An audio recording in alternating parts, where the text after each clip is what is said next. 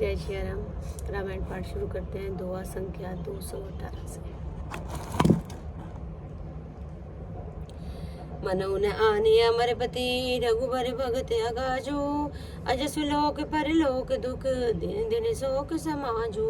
हे देवराज रघुकुल शेष श्री रामचंद्र जी के भक्त का काम बिगाड़ कर की बात मन में भी न लाइए, क्योंकि मन में भी न लाइए क्योंकि ऐसा करने से लोक में अपयश और परलोक में दुख होगा और शोक का समान दिनों दिन बढ़ता ही चला जाएगा। सुन सुरे से उपदेश हमारा राम ही सेवक परम प्यारा।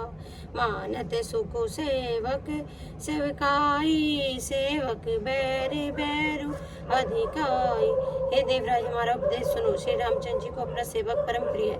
वे अपने सेवक की सेवा से सुख मानते हैं और सेवक के साथ वैर करने से बड़ा भारी वैर मानते हैं। यद्यपि समय नहीं राग न रोषो कहीं न पाप पुनु गुण दोषो।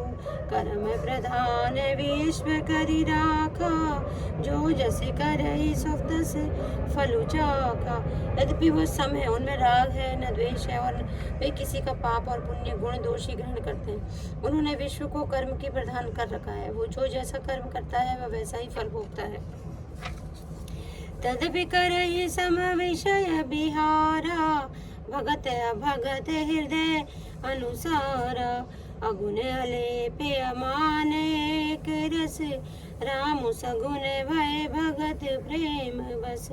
तथापि वो भक्त और अभक्त के हृदय के अनुसार सम और विषम व्यवहार करते हैं। भक्त को प्रेम से गले लगा लेते हैं और अभक्त को मारकर ताड़ देते हैं। गुण रहित निर्लेप मान रहित और सदा एक रस भगवान श्री राम भक्त के प्रेम वशी सगुण हुए हैं। सदा राम सेवक रुचि राखी वेद पुराण साधु सुर साखी। अस जिय जाने तजहु कुटिलाई करहु परत पद प्रीति सुहाई। श्री रामचंद्र जी सदा अपने सेवकों भक्तों पर रुचि रखते आए हैं। वेद पुराण साधु और देवता इसके साक्षी हैं। ऐसा हृदय में जानकर कुटिलता को छोड़ दो और भरत जी के चरणों की सुंदर प्रीति करो।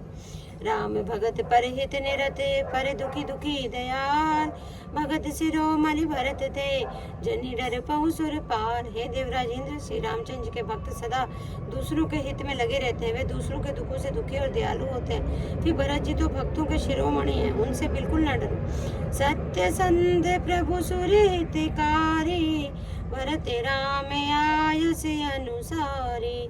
स्वार्थ विभस विकल तुम हो भरत दोष नहीं राउर मोह। श्री रामचंद्र जी सत्य प्रतिज्ञा और देवताओं का हित करने वाले और भरत जी श्री रामचंद्र जी की आज्ञा के अनुसार ही चलने वाले हैं। तुम व्यर्थी स्वार्थ के विशेष वश होकर व्याकुल हो रहे हो। इसमें भरत जी का कोई दोष नहीं है, तुम्हारा ही मोह है। सुनि सुर बुर सुर गुर बर बानी भा प्रमोद मन मिटी गलानी। बरसी प्रसून हरसी सुर राहु लगे सराहन भरत सुहाऊ। देवगुरु बृहस्पति जी की श्रेष्ठ वाणी सुनकर इंद्र को मन में बड़ा आनंद हुआ और उनकी चिंता मिट गई। तब हर्षित होकर देवराज फूल बरसाकर भरत जी के स्वभाव की सराहना करने लगे। यही विधि भरत चले मग माही जथा देखी मुनि सिद्ध सिहाई। जब राम कहीं ले हुआ सासा उमगद प्रेम मनहु चहु भासा।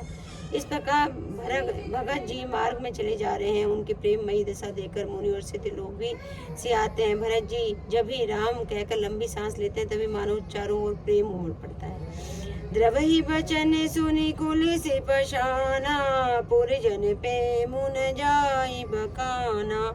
बीजे बास करि जमुन ही आए निरखी नीर लोचन जल छाए। उनके प्रेम और दीनता से वचनों को सुनकर वज्र और पत्थर में पिघल जाते हैं। अयोध्या वासियों का प्रेम कहते नहीं बनता। बीच में निवास मुकाम करते भरत जी यमुना जी के तट पर आए। यमुना जी का जल देखकर उनके नेत्रों में जल भराया। रघुबर बरन बिलो की बरे बारी समेत समाज होत मगन बारिधि बिरय चढ़े विवेक जहाज। जय श्री राम जय श्री राम।